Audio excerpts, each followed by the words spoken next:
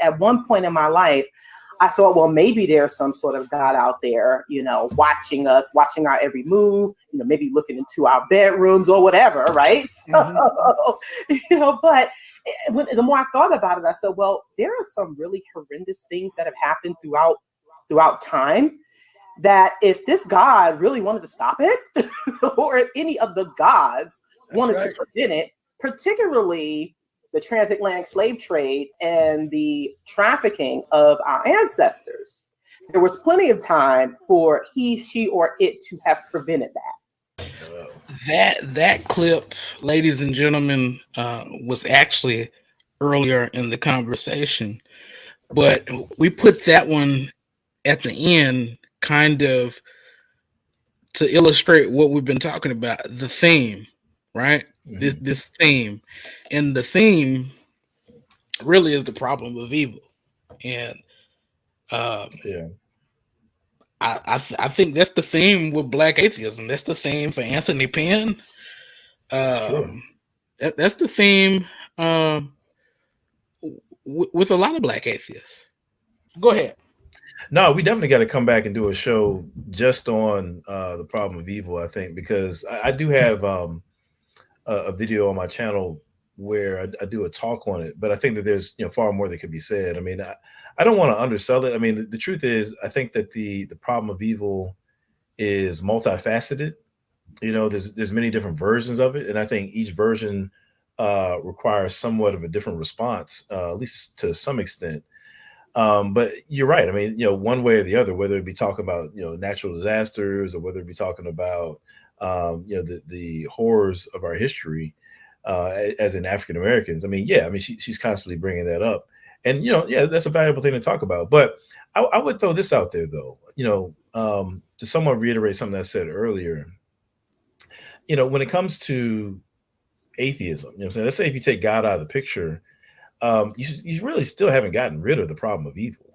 I think I would argue that you've gotten rid of the solution to the problem of evil, right? I think that what you've gotten rid of is the main resource within any framework that's necessary to overcome the problem of evil. Because if there is no God, you still have suffering. People are still, the things that happened historically still happened. If there is no God, then it's still the case that we are saddled with that reality. But again, I think that you now have to contend with this notion of like, well, why does any of it even matter? Like, why did anybody that lost their lives or was oppressed, why did they matter? Why do those events matter? And I don't think that atheism can afford us a solid answer to that. You know what I'm saying? And I'm gonna say one more thing about it, because I'm trying to hold back, because I know we want to do a whole show on it, but I'm itching to get at it just a little bit. But I will say this, right? And at the risk of sounding I don't know, just kind of too nerdy with it, I'm just gonna go ahead and say it. When you look at philosophical literature on the problem of evil, you run into questions about axiology. Axiology is that branch of philosophy, just like epistemology is a branch of philosophy. Axiology is that branch of philosophy that deals with what's valuable, right? Generally speaking, philosophers are going to agree that the good, moral goods are valuable. If they exist at all, if there's a such thing as objective good, then it's something that's of value, right? And I think that intuitively we get that good is valuable. Now, when it comes to God, what you have is the very grounding of good. Like, he's not just, good as in he's well behaved, but he's goodness, but given his eternal nature, his infinite nature, he would be what you consider to be an incommensurable good. An incommensurable good is a good that is just so good that can't be counterbalanced by any measure of evil. It's just like transcendently good. To which nothing could be compared. That's, if God exists, which obviously I believe he does, he would be that kind of good, just by, and we could argue that for the moral argument, things like that, but I'll keep this quick. Now, that being said, if you have this incommensurable good that has extended himself, to humankind in such a way that we can have an eternal relationship with him, infinite, eternal relationship with him for all, from now till forever. And then when you counterbalance that with any evil that you want to name, the most horrific evil that you encounter here in this life is by its very nature is finite. I'm saying it's something that's fleeting. I'm saying like nothing in this physical realm in this life is eternal, just by the very nature of what this world is. You know what I'm saying? So any evil that you experience is going to be finite in terms of its duration, number one. And then number two, evil is less valuable than good, right? So just in principle, when you think about it, when it comes to Christianity, this idea of eternal life, I'm saying like knowing the true God, relating to him for eternity, in principle, there is no evil that you could experience in this life that can counterbalance, I'm saying, the incommensurable good of knowing him forever. It just, in principle, that's impossible. It's impossible for there to be a finite in duration evil, which is of lesser value than good, that can counterbalance the incommensurable good of having a relationship with God forever.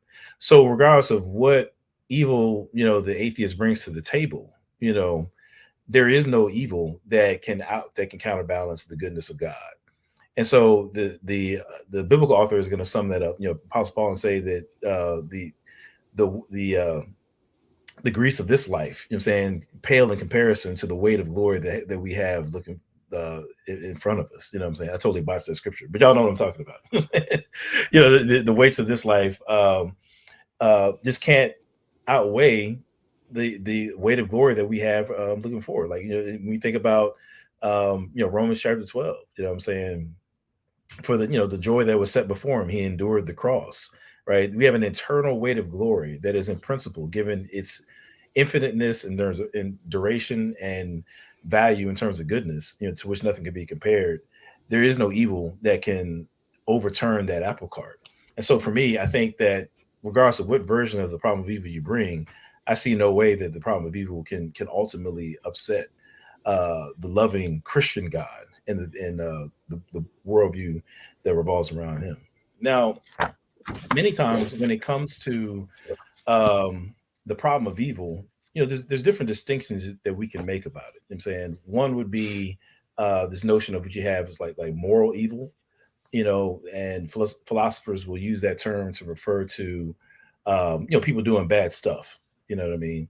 And I think that many philosophers have dealt with that, I think, soundly by just really using what's called the free will theodicy. Theodicy is where you approach the problem of evil from the vantage point of giving reasons why God could be justified for allowing some degree of evil or something like that. So the free will theodicy would be to say that human beings have some measure of free will, or maybe for my Calvinist friends, we'll just say free choice, and thereby some of the negative results, particularly in human behavior, come about as a result of them exercising that free choice or free will.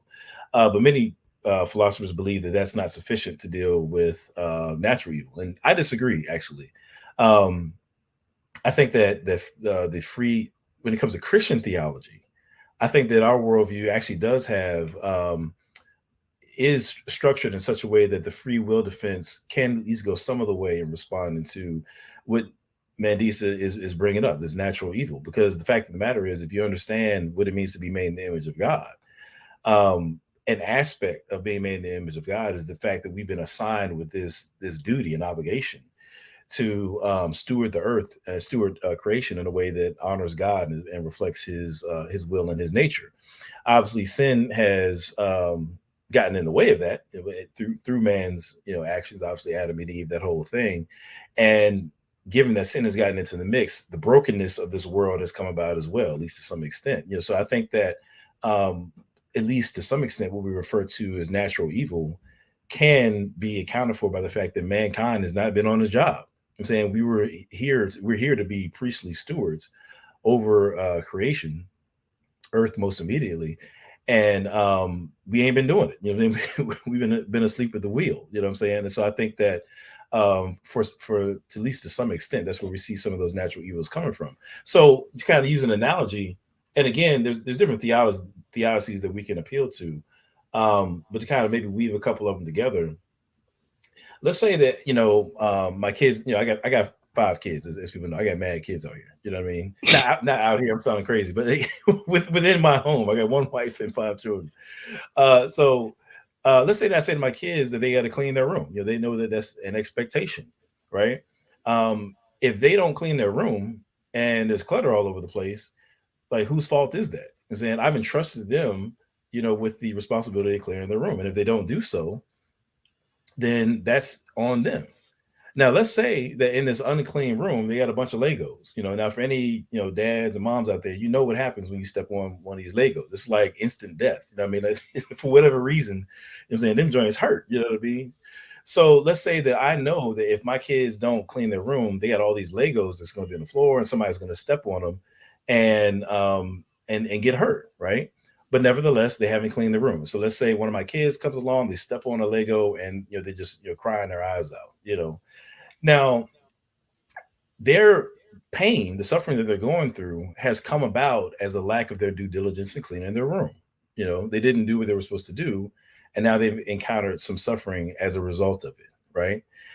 Now, let's say that from that experience, they're like, man, you know what? Dad was right. You know, I really needed to clean this room because otherwise I could step on another Lego. So all of a sudden they go about, they start cleaning their room, and they realize like, oh man, I also have like my 8-month-old brother who could swallow one of these Legos and choke and die. So let me make sure I'm going to clean this room so that nobody else will be harmed. So that the kid cleans the room, I come back, everything's clean, and it's all good, right? Now, there's a couple things that we can learn from that. You know what I'm saying? Number one, out of that experience, they've developed the ability to clean their room and maybe to keep it clean. You know, they've developed some discipline muscles, if you will. They've thought more on a compassionate level because they're not only cleaning for themselves, but they're also cleaning so that somebody else won't get hurt. You know, they maybe have more trust in me, you know, that I'm knowledgeable about, you know, why they need to clean their room. So maybe that now they're more confident in me as some sort of authority or something like that. They know that I'm giving them rules, not just to give rules, but because, you know, I want the best for them. You know, all these goods have come about as a result of that experience. Now, I said that to say that one of the theodicies is the fact that there are some goods that really won't be evident, you know, in the human experience without the presence of some evil. You know, you don't have the courage of a Dr. King without the villainy of a Bull Connor. You know what I'm saying? Like, you don't have, you know, the Frederick Douglass standing up to make the what to the 4th of July is the slave. You know what I'm saying? I'm sorry, what to the slave is the 4th of July. You don't have Frederick Douglass making that speech without, you know, Robert E. Lee or whatever, you know, and the races that he represented. So, I mean, my whole point is there are certain goods that emerge and are made more evident in the face of evil. Now, the question is, you know, let's say that I knew all along that my kid was going to leave his room junkie, that they were going to hurt themselves on the Lego. It's not going to hurt them too bad, but then, you know, just somewhat. And then out of that, there would be all these goods that would come about.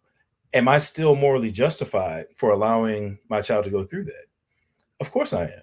I'm saying, because now you have these goods, including the discipline, the compassion, the learning about my nature that come about in the face of the suffering that they encountered, and ultimately they're better off for it. You know, so I said that to say, when it comes to now, my philosophy friends out there would know that I'm referring to what's called like the soul building theodicy. You know what I'm saying? At least to some extent. And so you have this combination of soul building going on, along with, you know, what I described earlier, in terms of just you know, responsibility, having some intersection with natural evil. And I think that when you put pieces together like that, it makes a whole lot of sense as to how God could allow some measure of evil, you know, in the world, including some of the things that we find in our history. But nevertheless, it doesn't mean that he's merciless as she's described. I'm saying just because you have natural disasters in the world doesn't necessarily mean that she's merciless, that God is merciless, rather. It's just that, you know, unless you can give an argument to the contrary, God very well could have moral justification for the things that he allows on the earth.